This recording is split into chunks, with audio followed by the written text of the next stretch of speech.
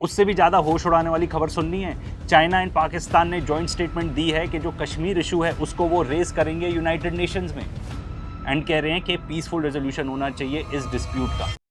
पाकिस्तान और चाइना तगड़े एलाइज हैं एंड इंडिया से बेहतर कौन जानता है। चाइना ने अच्छी खासी इन्वेस्टमेंट्स करी हुई हैं into Pakistan via CPEC, ports भी कंस्ट्रक्ट करे हुए हैं एंड मिलिट्री कोऑपरेशन तो क्या बोलें, ऑपरेशन सिंदूर एक एग्जांपल ले लो। पीछे से चाइना ने पाकिस्तान की इतनी मदद की कि हमारा एक एक वेक्टर इधर उधर हिलता था तो पाकिस्तान को पता रहता। चाइना पाकिस्तान को almost 80% of the military equipment provide करता है एंड अब तो वो स्टेल्थ फाइटर जेट्स भी देने वाला है। इंडिया के पास भी अभी कोई तरीका नहीं है स्टेल्थ फाइटर जेट्स को एक्वायर करने का। पाकिस्तान यूएस और ईरान के बीच में मीडिएट कर पा रहा है क्योंकि उसके पास चाइना की बैकिंग है एंड अमेरिका को भी पाकिस्तान की जरूरत है क्योंकि उसको वो सारी इनसाइट्स चाहिए इनटू ईरान जो उसको और कोई भी नहीं दे पाएगा। इसीलिए उसको एक पार्टनर चाहिए इन दैट रीजन एंड उभर के कौन आया? पाकिस्तान। एंड देखो अगर पाकिस्तानीज की बात की जाए तो उन्होंने भी बहुत खूब ही अपना रोल प्ले किया है। ठीक है, अच्छा रिलेशनशिप रखना दोनों सुपर पावर्स के साथ, वाजी वाह। अमेरिका ने पाकिस्तान के ऊपर 19% टैरिफ्स लगाए हैं एंड इंडिया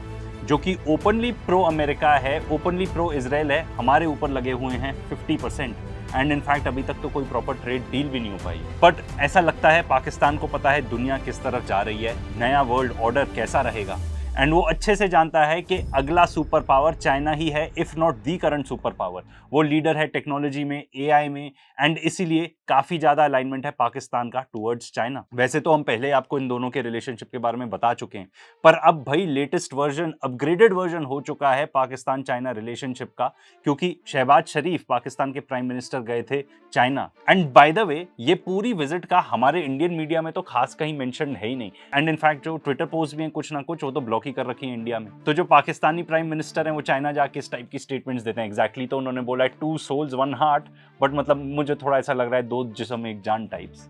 एंड जाके उन्होंने ये भी बोल दिया कि इनका जो रिलेशनशिप है उसकी जिंदाबाद। एंड ये पूरी स्पीच उन्होंने दी पाकिस्तान चाइना की B2B इन्वेस्टमेंट कॉन्फ्रेंस में। यहाँ पे चाइनीज प्रेसिडेंट शी जिनपिंग ने खुद बैक टू बैक टॉक्स की हैं बीजिंग में सर्बियन प्रेसिडेंट के साथ एंड पाकिस्तानी प्राइम मिनिस्टर के साथ। देखो नॉर्मली बयानबाजी में हम बहुत ज्यादा ध्यान नहीं देते but when it comes to Chinese diplomacy तो भाई ये कोई अमेरिकन डिप्लोमेसी, ट्रम्प टाइप की डिप्लोमेसी तो है नहीं कि जो भी मुंह में आया बोल दिया, या यूरोपियंस जो लगातार झूठ ही बोलते रहते हैं। यहाँ पे बताया गया, ये ग्लोबल टाइम्स ही रिपोर्ट कर रहा है कि चाइना एंड पाकिस्तान को एक्सेलरेट करना चाहिए और क्लोजर रिलेशनशिप रखना चाहिए। ये ऑल वेदर पार्टनरशिप है एंड शी जिनपिंग ने खुद बोला है कि जो दोनों साइड्स हैं आपस में उनका जो रिलेशनशिप है they will promote regional piece and stability and ये दोनों देशों के लिए बहुत ही अच्छा रहेगा।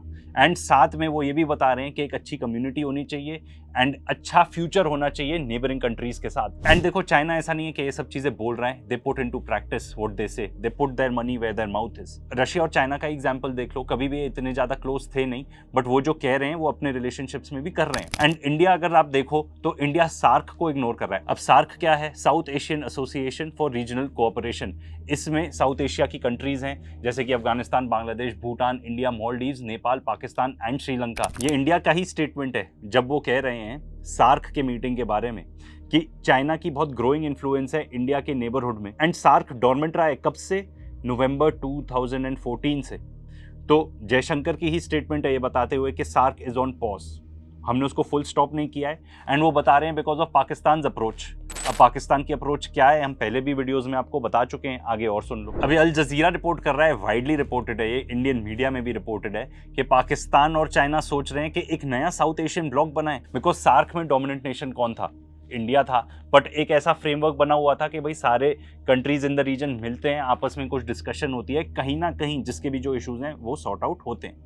बट अब इंडिया ने सॉर्ट ऑफ इग्नोर मार दिया है सार्क को, तो अब कोशिश की जा रही है पाकिस्तान के तरफ से, पाकिस्तान एंड चाइना दोनों के तरफ से, कि एक ऑल्टरनेटिव बना लिया जाए टू सार्क। एंड देखो इंडियन मीडिया बोलती रहेगी अरे this won't work, this that. मैं कह रहा हूं it will definitely work and उसका एक पर्टिकुलर रीजन है क्योंकि चाइना इन्वॉल्व है।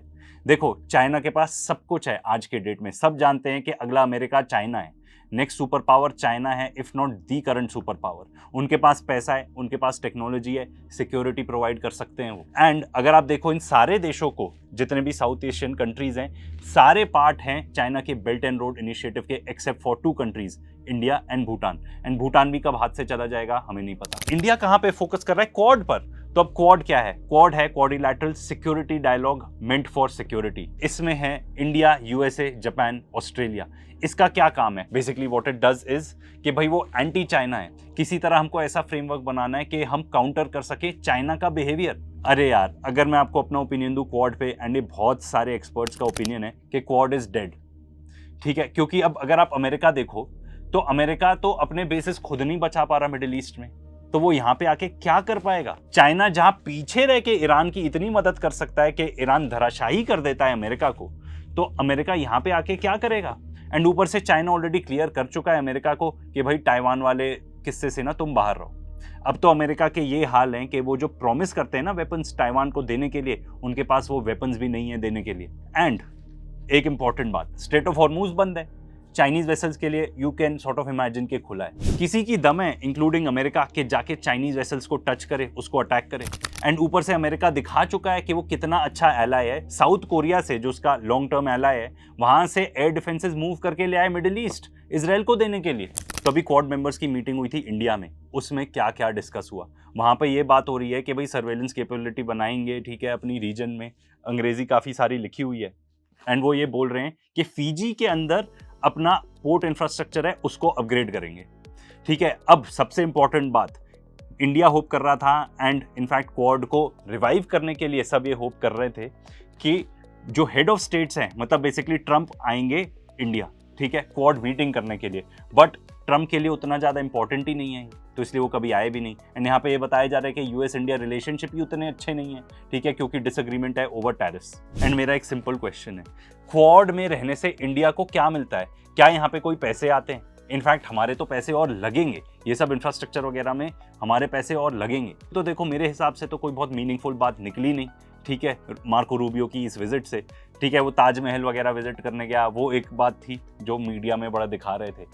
एंड उससे भी इंपॉर्टेंट बात, अमेरिकन फॉरेन मिनिस्टर इंडिया में आके कहता है कि भाई इंडिया का प्लान है $500 billion worth of US goods खरीदेगा इंडिया। एंड इसको अगर आप थोड़े और पीछे जाओ तो यूएस के रिप्रेजेंटेटिव्स ऑलरेडी बोल चुके हैं कि वो सेम मिस्टेक नहीं रिपीट करेंगे इंडिया के साथ जो चाइना के साथ कर चुके हैं, क्योंकि चाइना को सुपर पावर बनाने में अमेरिका का बहुत बड़ा हाथ है। अमेरिकन्स बेसिकली ना, दे वांट टू सक अस ड्राई।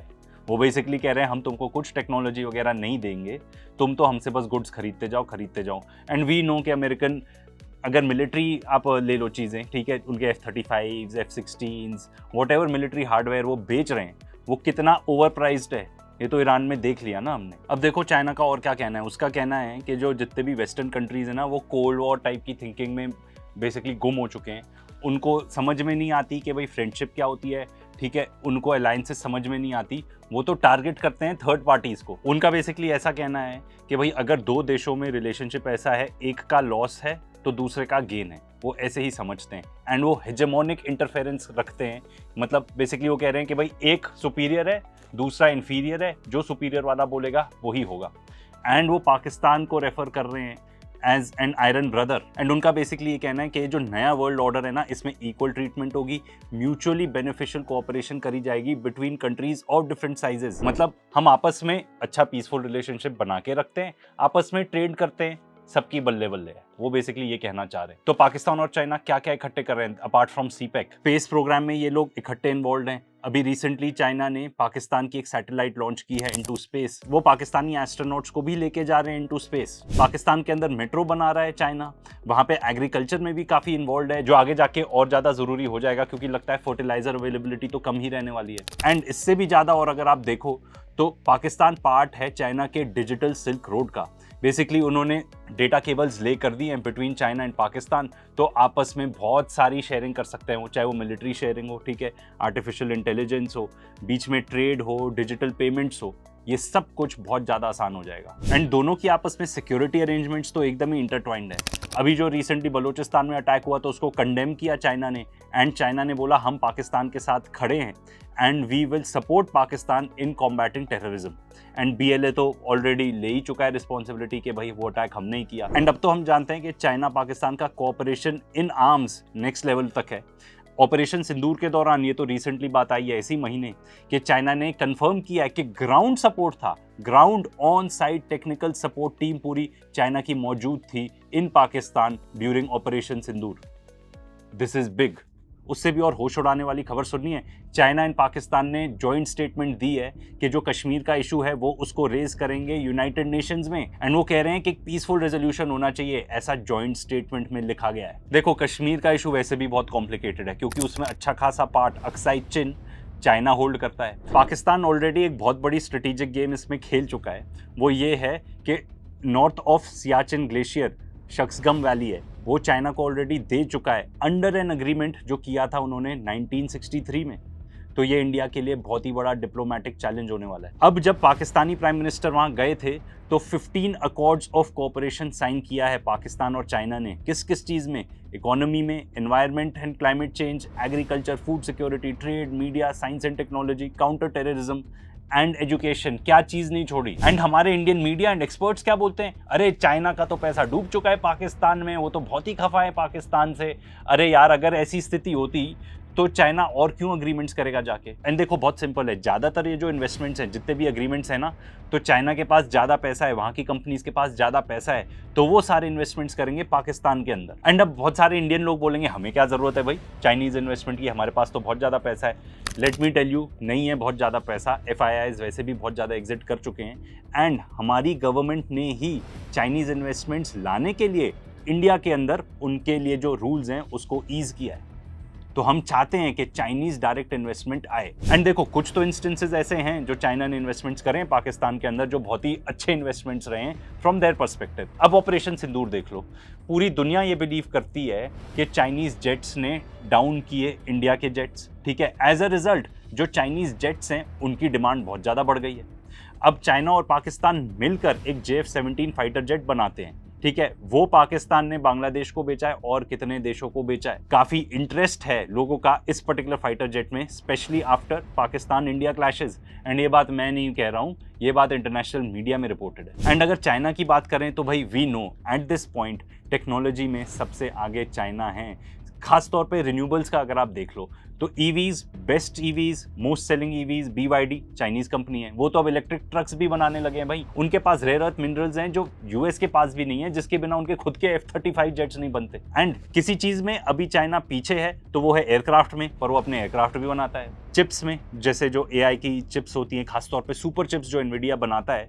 अभी रिसेंटली ट्रंप गया था चाइना शी जिनपिंग से मिलने, कोई डील नहीं हुई with respect to NVIDIA chips, क्योंकि चाइना को लगता है हमें ज़रूरत ही नहीं है उन पर्टिकुलर चिप्स की, क्योंकि probably they are already close कि भाई हम ऑलरेडी ऐसी टाइप की चिप्स खुद बना सकते हैं। एंड अगर इंडियन कार मैन्युफैक्चरर्स को देख लो तो भाई हमारे यहाँ पे जैसे महिंद्रा है फॉर एग्जांपल, वहाँ पे बैटरी किसकी लगी रहती है? उसमें चाइना की BYD की लगी रहती है। ऐसे ही बहुत सारे, मतलब इंडिया की क्या बात करो, हम तो काफ़ी डिपेंडेंट है ऑन चाइनीज इंपोर्ट्स। सबसे ज़्यादा हम अगर किसी देश से इंपोर्ट करते हैं तो वो चाइना ही है। इंडिया का जो ट्रेड डेफिसिट है विद चाइना, मतलब हम उनको जितना एक्सपोर्ट करते हैं और जितना इंपोर्ट करते हैं, तो जो इंपोर्ट माइनस एक्सपोर्ट है वो ऑलरेडी 100 बिलियन प्लस है। इंडिया में यार ज़्यादातर चीज़ें जो बनती हैं ना, उसमें भले ही मेड इन इंडिया लिखा रहे, वो असेंबल्ड इन इंडिया होती हैं, इंक्लूडिंग आईफोन्स। एंड देखो, अब इंडिया ने सोच लिया है कि भाई अब वो सारा टेक अपना US से लेंगे, तो वी विल लैग बिहाइंड, ऐसा मेरा सोचना है। क्योंकि जो US टेक है वो चाइनीज टेक जितना अच्छा है कि नहीं, ये एक क्वेश्चन मार्क है।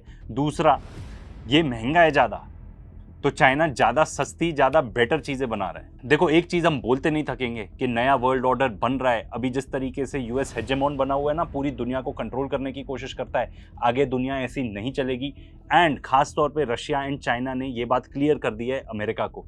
अमेरिका और वेस्टर्न वर्ल्ड ना, they are powers of the past. And clearly Pakistan ये चीज़ अच्छे से रिकग्नाइज करता है, इंडिया को भी रिकग्नाइज कर लेना चाहिए।